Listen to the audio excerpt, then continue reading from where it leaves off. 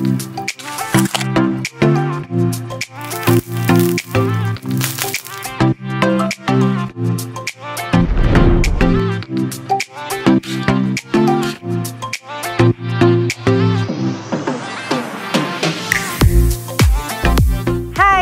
po si Ruby Rivera, taga Baguio City.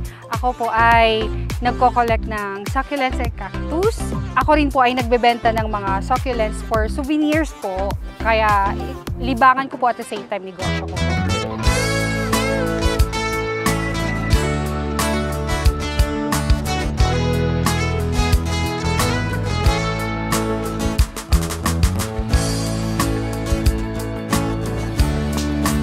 Okay, so nandito po tayo sa aking working station. Meron na po tayong nakareading plants na ating ikakat para po sa ating gagawing souvenir. Ngayon po, meron po akong panggupit, meron din po akong pang tweezers na kung sakali po may nahihirapan akong iayos yung bato, at least madali pong ipik. Tapos meron po tayong pots, clay pots po, kasi mas advisable po ang clay pots para sa mga succulents and cactus. Iwas overwater. Okay, so ito po, meron po ako nakareading pang toppings po. So pwede po nating tanungin yung client natin kung sakali na pang kung gusto nila plain white or yung colored. So pwede rin po actually moss. Ito po, magkukuha na po ako ng lupa na ilalagay natin sa pot. Gumagawa po tayo ng parang texture ng desierto, which is hindi as much as possible po. Ang mixture ng lupa natin, meron pong mga buha-buhangin, bato-bato, nasa sa inyo po kung anong available sa paligid nyo. Kung halimbawa, meron kayong mga rice hull, or basta yung as much as possible po, gritty soil. Ang mga experts, sinasabi nila, ang perfect mixture daw po is 60-40. 60% grit, ibig sabihin yun yung mga magagaspang bato-bato, pumis kung meron, or river sand. Ganon. Pwede nyo pong gamitin yon kung ano po yung available sa paligid nyo. Tapos, kung meron kayong mga loam soil or di kaya compost, pwede nyo rin pong idagdag yon para mas healthy po yung plants natin. So, 60% po yung grit, 40% earth organics. Nasa sa inyo po kung ano yung gusto nyo ihalo. So, maglalagay na po ako sa ating pot ng lupa. So, yan. Kung mapapansin nyo po, ayan, masyado po siyang buhaghag. Yan. Pwede nyo pong hindi masyado punuin para may room po siya para sa ilalagay nating toppings later. So magkakat na po ako.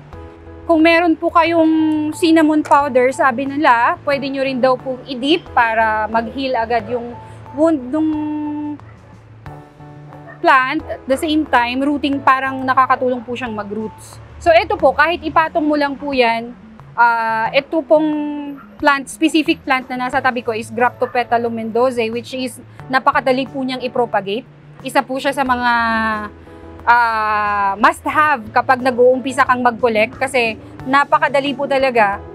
Ipapatong mo lang siya sa lupa, or halimbawa, wala kang time, halimbawa, nag-cut ka ngayon, gusto mo lang siyang i-cut muna, i-air dry, for some time, magkakaugat po yan ng kusa. So, kung busy ka, okay lang i-set aside mo muna na nakat mo siya kahit hindi mo siya itanim, kasi kusa po siyang mag-roots. Tapos, yung mga pinatong mo na yun sa lupa, after some time, magkakaroon na lang po yan ng kusa ng roots, tapos kusa po siyang yayakap sa lupa. Basta, make sure po ninyo na yung area na paglalagyan nyo sa kanya may konting shade ng araw, kasi kapag kulog po, ang mangyayari po sa kanya is mag-i-etulate po siya. What does it mean pag nag-etulate? Humahaba po siya kasi nagre-reach po siya ng sun, tapos mawawala po yung glow ng color niya, nagiging parang maputla po siya. So yan, pwede nyo lang po yan ipatong-patong dyan. Kusa po siyang mag-uugat. Ayan. So, pwedeng ganyan lang, wala ng toppings kung gusto mong, kasi kusang lalaki po yan, tataba sila, yung iba magti-trail, katulad nito parang ganyan, nagti-trail. Tapos kung pang souvenir naman na, like halimbawa, maliliit lang, yan, hindi pantay yung gawa ko, sorry. Okay, gagawa tayo ng pang souvenir. Gagawa tayo ng pang souvenir na maliliit. Ito po ay kung sakaling medyo malaki ang gusto nyong gawin. Pag gusto nyo naman yung cute lang, maliit lang, meron po ako ditong naka-roots na. Ito yung sample ng mga nagawa kong nauna, na nag-roots na po siya, stable na po dyan. So, dagdagan lang natin ng toppings, which is, ang napili ko po ay white para mas tumingkad po yung color ng succulents. Kung halimbawang feel nyo po na lagyan pa ng ribbons, pwede naman po. Tapos, lagyan nyo ng, depende po sa pag-uusap nyo ng client mo, kung ikaw ba gagawa ng finish na thank you for coming, o di kaya, tawag nito, yung mga tag na halimbawa katulad nito, yan, pwedeng lagyan ng thank you for coming. Nasa sa inyo pong pag-uusap ng client nyo. Yan, so ito, lagyan lang natin kunyari ng ribbon, kunyari pang giveaway siya sa birthdays or debut or something like wedding.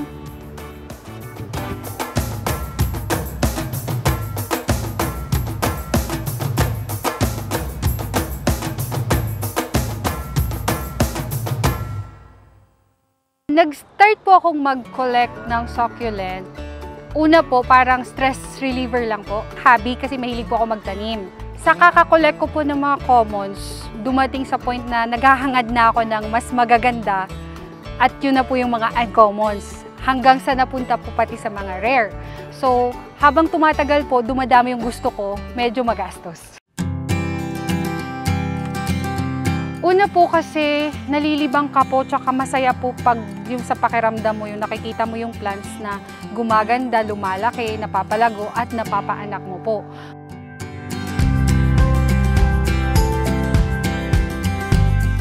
Kaya po ako nagbebenta kasi po gusto ko po may sarili akong pera na hindi po ako laging nanghihingi.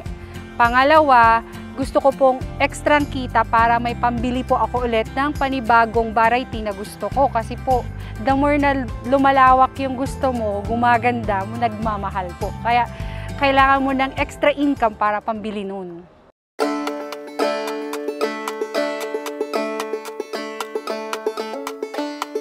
Pinili ko ang succulents kasi kahit ilagay mo lang po siya dyan sa arawan, maulanan, mainitan, nabubuhay po siya. Kahit hindi mo po siya diligan ng ilang buwan, hindi po siya mamamatay. Low maintenance po talaga. Kasi yun nga, sabi ko sa'yo, the more na pinabayaan mo siya, the more siyang gumaganda. Kasi the more na binibaby mo siya, the more siyang sakitin at madaling mamatay. Actually po, ang isa sa sikreto sa succulents is acclimation. When you say acclimation or i-acclimate mo muna siya sa weather, regardless po kasi kahit nasaan ng succulents, kaya po niyang mag-adapt. Kasi ang succulents po sa lahat ng mga halaman, as far as I know, siya po yung isa sa sanay sa extreme cold, extreme hot or heat, at extreme na mga season like sa desierto, di po ba? Kasi usually mga desert plants sila, so sanay sila sa sobrang lamig, sobrang init at sobrang ginaw, at minsan nga nagpo-frost pa sa kanila. So, since gusto ko mag-collect ng succulents at ang succulents gusto ng araw, gusto ng liwanag, wala akong paglagyan. So, ang naisip ko, sa bubungan. Gradual mo munang i-introduce sa kanya yung weather sa lugar mo. So, hindi ibig sabihin wala ka sa Baguio City, hindi mo mapapaganda ang succulents. No, mapapaganda mo siya kahit nasaan ka. Magkano ba ang puhunan dito? Simple lang. Kung halimbawa makakabili ka ng plants kasama ng ibang materials na gagamitin mo sa halagang 500 at na-propagate mo siya ng mga 50 pieces at maibibenta mo siya ng 100 pesos, automatic meron kang 5,000 pesos. Out of 500 na puhunan. Depende pa sa variety mapipili mo, katulad nito. Nakadepende ang presyo sa plant na ibebenta mo. Sa simpleng libangan, maaari ka ng kumita. What more pa kung i-full time mo ito? Bilang Iglesia ni Cristo, lagi ko pong pinagpapauna yung tinuturo sa atin na huwag manlalamang sa kapwa. Makuha natin ang loob nila. Makuha natin ang tiwala nila. Kapag nakuha natin ang tiwala nila, sila na po mismo ang kusang bumabalik sa atin. Naniniwala po ako na anuman po ang pagbuhusan ko ng aking buong makakaya at Kapag ito'y kalooban ng Panginoong Diyos, ipagkakaloob po ang pagtatagumpay. Proud akong nagkukolekta, naglilibang, nagtatanim, at nagbebenta ng succulents at cactus dahil trabaho ko to!